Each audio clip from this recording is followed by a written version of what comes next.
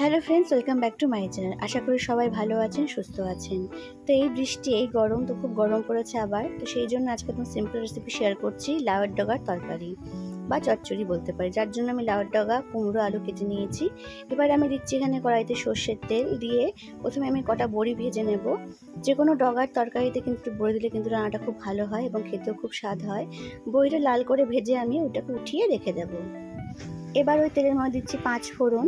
5 ফোড়নটা দেওয়ার পরে আমি দিয়ে দিচ্ছি পটল, কুমড়ো আর আলু। আগে পটল, কুমড়ো, আলুটাকে দিয়ে একটু ভালো করে আমি ভেজে নেব, তারপরে কিন্তু আমি সমস্ত ডগাগুলো, পাতাগুলো দেবো। তো আমি দিচ্ছি এখানে হলুদ গুঁড়ো দিয়ে ভালো করে নাড়াচাড়া করে একটু ভাজা ভাজা মতো করে নেব। এবার এটা ভাজা হতে থাক, আমি পাতাগুলো ভালো করে জল দিয়ে ধুয়ে নেব। তো পাতাগুলো ভালো করে ধুয়ে নেওয়ার পরে সবজির উপরে আমি দিয়ে দিচ্ছি এবার, কেন আমার 4 থেকে 5 মিনিট ভালো করে ভাজা হয়ে গেছে সবজিগুলো। তো এবার পাতাগুলো দিয়ে কাঁচা লঙ্কাও দিয়ে দিচ্ছি, দিয়ে আমি দিয়ে দিচ্ছি স্বাদ মতো এখানে লবণ। লবণটা দেওয়ার পর ভালো করে আমি মিশিয়ে নেব, তাহলে কি হবে, পাতাগুলো অনেকটা মজে আসবে। এবার আমি দিয়ে দিচ্ছি এখানে আদা পেস্ট বা আদা আমি গ্রেট করে দিতে পারেন আপনারা।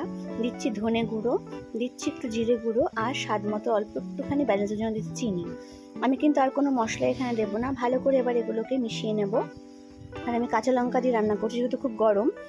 তো এইভাবে একদম সিম্পল ওয়েতে কিন্তু রান্না করে অবশ্যই আপনারা দেখতে পারেন। দিয়ে দিচ্ছি এখানে ভাজা বড়িগুলো। এবার দিয়ে দেবো আমি জল দিয়ে কিন্তু এটাকে ভালো করে মিশিয়ে এটাকে কভার করে কুক করব। অলরেডি আমার সবজিগুলো হালকা ভাজা হয়ে গেছে, তো জল দেওয়ার পরে আমি এটাকে ঢাকা দিয়ে এবার রেখে দেব। তো দেখুন, ঢাকনা খুলে দেখাচ্ছি কত সুন্দর সিদ্ধ হয়ে গেছে এবং গা মাখা মাখা মতো কিন্তু অলরেডি হয়ে গেছে। বড়িগুলোও কিন্তু অটোমেটিক্যালি ভেঙে যাচ্ছে, মানে সুসিদ্ধ হয়ে গেছে।